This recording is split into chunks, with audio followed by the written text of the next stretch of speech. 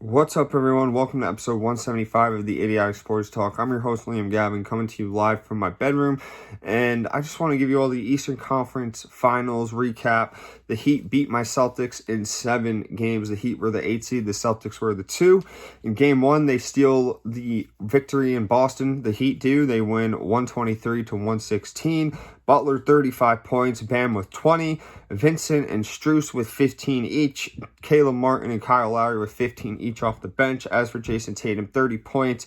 Jaylen Brown had 22 points and 9 rebounds. Marcus Smart, 13 points with 11 assists. Malcolm Brogdon with 19 off the bench. And Time Lord, Robert Williams with 14 points. Game 1, they both go back and forth trading buckets, but in the second quarter, the Celtics were able to jump ahead by 11 points, but third quarter, the disaster struck for the Celtics. He outscored them 46-25. Joe Mazzulla did not call a timeout in this crazy run for some reason. The Celtics were able to go on an 8-0 run to start the quarter, but it was the Heat that would call a timeout. They would regroup, and Jimmy Butler would take over the game to completely shut out the Celtics' momentum of trying to come back. They both shot very well from the field in this game. The Heat shot 54%, the Celtics shot 52%, but it was the three-pointer that made the difference. Heat shooting 51% from three, as the Celtics, they only shot 34.5% from three in this game. They couldn't buy a basket in the second half, and they were able to dominate the paint 62-40 in this game, but they tried sticking with three-pointers for some reason. And Eric Spoelstra just coached circles around Joe Mazzulla in this game, especially that third quarter. As for Game 2, the Heat win their second game in Boston. They go up 2-0. They win 111-105. Jimmy Butler with 27 points. Bam Adebayo, 22 points, 9 assists, and 17 rebounds. Caleb Martin, 25 points off the bench. Duncan Robinson, 15 points off the bench. As for Jason Tatum, 34 points, 8 assists, and 13 rebounds. And Jaylen Brown, 16 points. So both teams, they start to attack each other in the paint just like they did in Game 1. That's how they start off the game. As the second quarter went on, the Celtics would steal the ball, hit some three-pointers, and all of a sudden the Celtics lead by 12. But the Heat refuse to back down. They go on a crazy run to bring the game within 4. And then after being down 57-50 to start the third, the Celtics go on 11-3 to run. They take a 1-point lead, and all of a sudden the Celtics jump ahead 11 points again. But it's like it was for nothing, because the Heat start to go crazy in the fourth quarter again. They hit some three-point shots. Grant Williams later in the quarter hits a big three-pointer to give the Celtics a 9-point lead over Jimmy Butler. Jimmy Butler, it took it personal because Grant Williams gets face-to-face with him. They start exchanging words, and then Butler started to cook Grant for the rest of the game. And all of a sudden, the tide just completely shift, and that's what really hurt the Celtics there. Bam Adebayo with a big offensive rebound, too. Just a very tough way for the Celtics to lose. The Heat shot better from three again. The Celtics only shot 28.6%. The Heat were able to out-rebound the Celtics too, 45-35. And this is the second game where the Celtics blew a double-digit lead at home. They should have won this game, but they settled for too many threes yet again. Grant Williams got in the face of Jimmy Butler, which woke up the Giant. And then 15 turnovers by the Celtics were just too ugly. The Heat winning 2 games on the road. Going back to Miami is a scary sight, because in Game 3 they won 128-102. They dominate. They take a 3-0 lead in the series. Jimmy Butler with 16 points. Gabe Vincent with 29. Duncan Robinson with 22 off the bench. And Gabe Martin with 18 off the bench. They just could not miss, especially in the first quarter. They couldn't miss in the second or the third quarter. They led by as many as 31 points in this game at one time. And once the fourth quarter came, the Celtics were absolutely drained. They pretty much surrendered. They played this game with no passion at all, especially in the fourth quarter. They just were like a puppy with their tail between their legs. They just did not care, and they wanted to just quit and go home. And the Heat couldn't miss. They shot 56.8% from the field and 54.3% from three. The Celtics had another horrible shooting night, 39% from the field and 26% from three. The Celtics were able to were unable to dominate the paint. They got out rebound, or the Celtics actually were able to out rebound 57-35 with 21 offensive rebounds versus the Heat's 1 offensive rebound. But the 15 turnovers again by the Celtics, that's been the Achilles heel, or the thorn in the heel for the Celtics all series long. The Heat's bench also contributed in a major way. So in Game 4, the Celtics were able to avoid getting swept. They won 116-119. They fall down 3-1 in the series. Jason Tatum, 33 points and 11 rebounds. Jaylen Brown, 17 points. Derek White, 16 points. As for Jimmy Butler, 29 points with 9 rebounds. Gabe Vincent with 17 points. And Caleb Martin with 16. Excuse me. Caleb Martin with 16 off the bench in the first quarter. Both teams got the 3 going early. The Heat jumped out by 9 points, but the Celtics were able to keep getting threes to fall in the second quarter. Offensive rebounds gave them some hope. But at the end of the second quarter, it was the Heat who would be leading by 6. In the third quarter, they jumped out to a 9-point lead. But then all of a sudden, the Celtics were able to go on a 19-2 run after forcing turnovers that led to 3-pointers. And once the Celtics were able to do that, they were able to lead 88-79 at the end of the third quarter. They were able to outscore the Heat 38-23 in that quarter, and the Celtics really hit the gas in the fourth quarter, got to the paint at ease, hit some threes, scored off turnovers, and things finally went the Celtics' way late in the game. The Celtics shot 51% from the field, 40% from 3. The Heat finally shot very bad. They shot 25% from 3 and 43% from the field. And a key part to the Celtics winning this game was not turning the ball over like they did in the first few games. They also created 15 turnovers that led to points. And they avoided the sweep. Game 5 went back in Boston, where the Celtics would win 110-97. They were down 3-2 in the series now. Jason Tatum, 21 points, 11 assists, 8 rebounds. Jaylen Brown, 21 points. Marcus Smart, 23 points. Derek White with 24 points. And Al Horford with 11 rebounds. As for Jimmy Butler, he only scored 14 points. Bam Adebayo with 16. Duncan Robinson with 18 points and 9 assists off the bench. So the tone is set very early with the Celtics due to their defense and their three-point shooting. They could not miss from 3 in this quarter. The Heat failed to do anything against this Boston defense. The Celtics led by as many as 15. And from there on out, they just dominated the game with their defense and their shooting. The Celtics continued to smother the Heat. They continued to get second chance points with rebounds. And they just really made it hard for the Heat to do anything. They led by 17 at halftime. They jumped up to a 21-point lead in the third quarter. And they really just beat the brakes off the Heat this entire game. The Heat had no answers from once the tip-off really started. And they were able to force a Game 6, the Celtics were, because they shot 50% from the field. They shot 41% from the 3. And it was really nothing that Miami could do against this defense. They didn't give Miami any room to breathe. They forced 16 turnovers as well, the Celtics did, from the Heat. And the Heat were just unable to shoot from 3. They shot 39%, another bad shooting night for them. They did shoot 51% from the field, but it was the turnovers that the Heat had that really screwed them in this game. And then we get a Game 6, a really wild Game 6, where the Celtics win 3-3. They win 104-103 in Miami. They tie the series at 3 apiece. Jason Tatum, 21 points, 12 rebounds. Jaylen Brown, 26 points, 10 rebounds. Marcus Smart, 21 points. As for Jimmy Butler, 24 points, 8 assists, 11 rebounds. Caleb Martin, 21 points with 15 rebounds. Bam Adebayo, 11 points with 13 rebounds. Gabe Vincent, 15 points. Duncan Robinson, 13 points off the bench. Jaylen Brown got going very early in this game, 10 quick points. But it's like no matter how good the Celtics started offensively, players for the Heat like Caleb Martin would hit threes in response. The Celtics would lead. But then they kept attacking the basket, too, in the second quarter, the Celtics. They led by 11 points in the fourth quarter. In the second quarter with 4 minutes to go.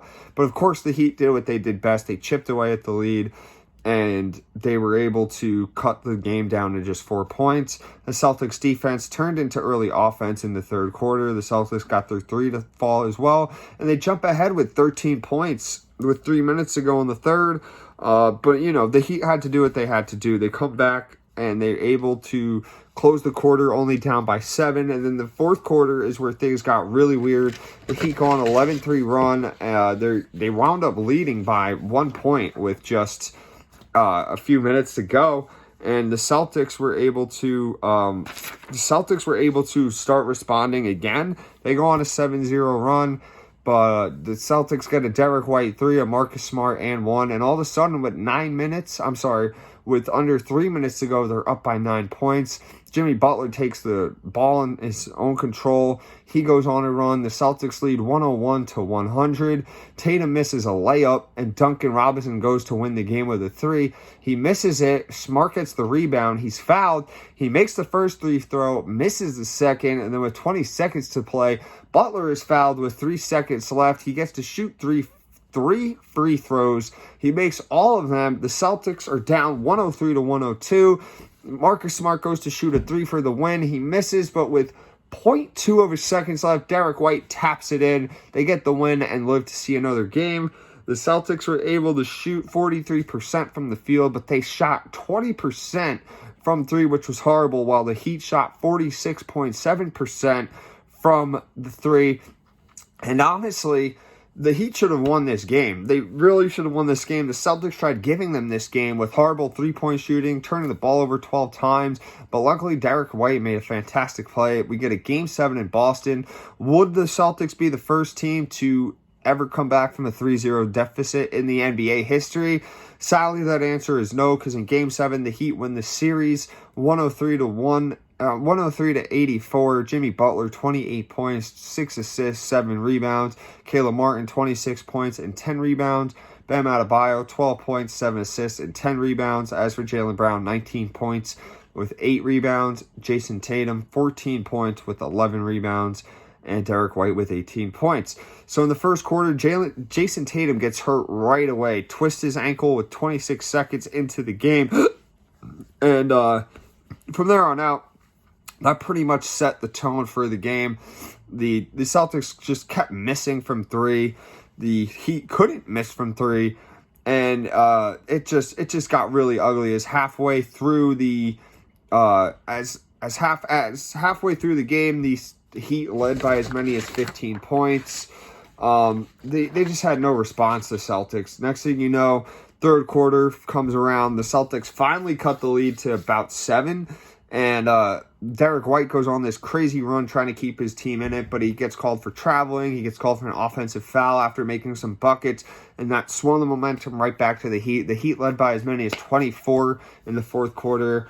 And all of a sudden, it just not looked good for the Celtics. They waved the surrender flag and had to call off the series pretty much in that fourth quarter.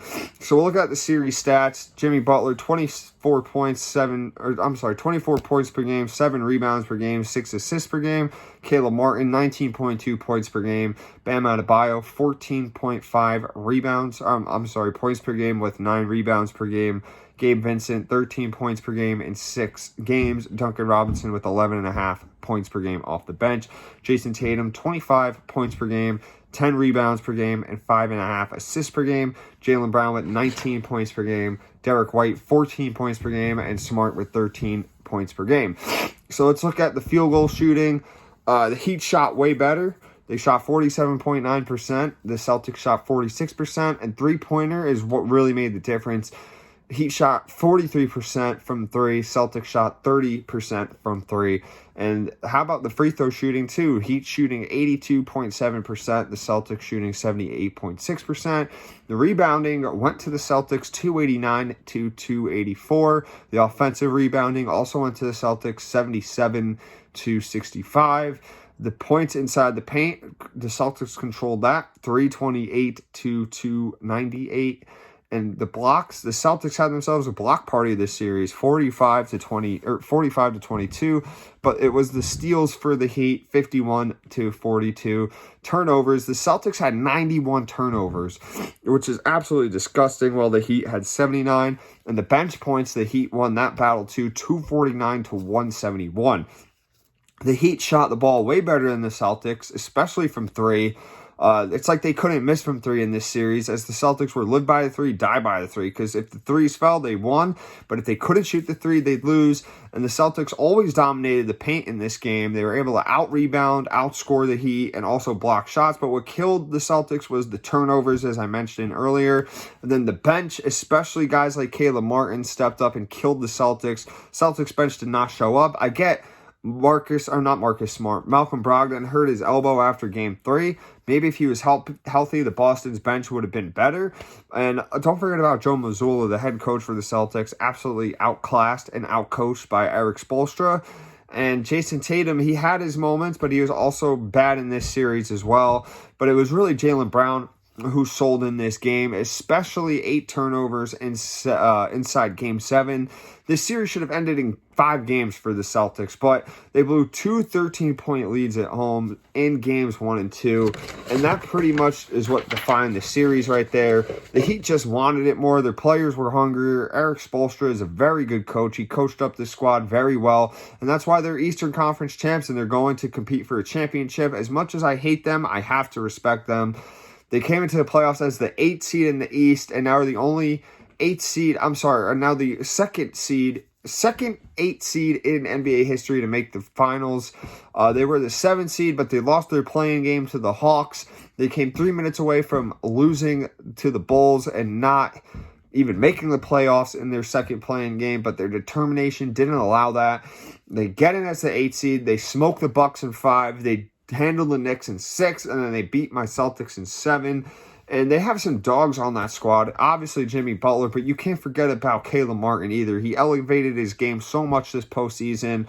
Undrafted players like Gabe Vincent and Max Strus have been balling as well. And then the bench players like Duncan Robinson, and then the 2 veterans also who are NBA champs, Kevin Love and Kyle Lowry, have made an impact. They're just doing this all without their 20-point per game scorer, Tyler Hero, who broke his hand Game 1 against the Bucks. And another solid role player, Victor Oladipo, has missed a lot of time as well. It doesn't matter who the Heat have injured, they still find ways to win. Great teams find a way to win, like the Heat, and now they have a chance to win a championship. And as for the Celtics, they had a good season, but they failed to get the job done. Last year, they were this close to winning an NBA title. They got Malcolm Brogdon in the offseason, who was very solid. He came off the bench and won 6th Man of the Year, but he got hurt in the playoffs. And the biggest thing was the firing of Ime Udoka. He had a relationship with another Celtics staff member, a female staff member, which violated the policy. They canned him, and in came Joe Mazzulla, who had no idea he was going to be the coach. He was like the 4th coach in line, and they threw him to the fire. A lot of people were really bashing him, but they don't understand what happened. He had to learn this whole system within a month. He's a very young coach, 34 years old. He has time to grow. If people saying he should be fired are stupid.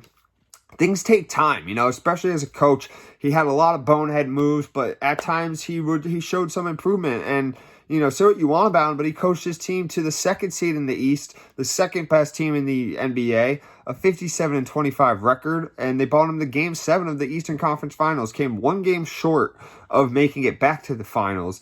And as for Tatum and Brown, they played exceptionally well throughout the season. Both are due for a supermax this upcoming season, but certain fans say Jaylen Brown doesn't deserve it. Certain fans say Tatum doesn't deserve it, and a lot of people said they both deserve it. But a lot of that noise, it needs to stop, because they say this duo should be broken up, and that's nonsense. These two have been to 4 Eastern Conference Finals together. They have 1 Finals appearance. They are both 26 and 25 years old. They still have a lot of time to grow and develop and compete. Splitting them up would be the stupidest thing in Celtics history. They have their flaws, like turning the ball over, but they need a legit point guard to distribute the ball. I love Marcus Smart, but he's not a distributing type of point guard. They have Malcolm Brogdon, who can distribute the ball very well, but because of his injury history, he can't provide 40 minutes a game anymore, and that's why he's coming off the bench.